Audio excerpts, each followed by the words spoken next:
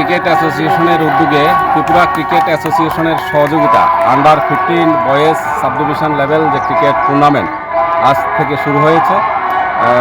পঞ্চায়েত সমিতির চেয়ারপারসন পুতুল পাল বিশ্বাস মহোদয় এখানে উদ্বোধন করেছেন। আরও অন্যান্য অতিথিরা ছিলেন, বিশিষ্ট সমাজসেবক সায়ন্তন দত্ত, গৌতম সরকার সহ এই অঞ্চলের সুকান্তনগর গ্রাম পঞ্চায়েতের প্রধান উপস্থিত ছিলেন।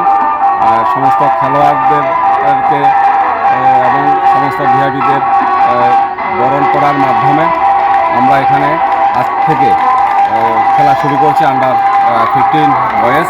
আমি সকলের কাছে প্রার্থনা রাখি যে গত দিনগুলোতে যেভাবে সুন্দরভাবে সুশৃঙ্খলভাবে আন্ডার 13 শুরু থেকে সমাপ্তি হয়েছে, আন্ডার 15 শুরু থেকে যাতে সমাপ্তি হয়। কয়টা দল অংশগ্রহণ করছে? 9টা দল অংশগ্রহণ করেছে।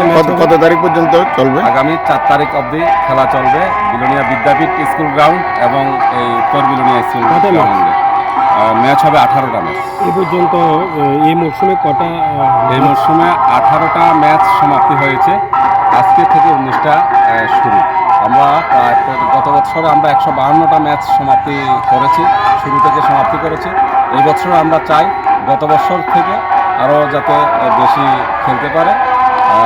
18 তারিখ আমাদের সাউথ ত্রিপুরার পুলিশ সুপার ভার্সেস টিএসআর-এর মধ্যে 26 জানুয়ারি উপলক্ষে একটা প্রীতি ম্যাচ ওই মাঠে অনুষ্ঠিত হবে।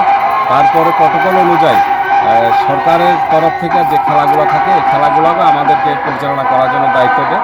আমরা সেই খেলাগুলোও আমরা সাহায্য সহযোগিতা করে থাকি। তো সকলের কাছে অনুরোধ থাকবে যেন বিলোনিয়া ক্রিকেট অ্যাসোসিয়েশন যেন ক্রিকেট খেলাকে আরও উন্নততর করতে পারে। আপনাদের সহযোগিতা কামনা করি। নমস্কার সবাইকে।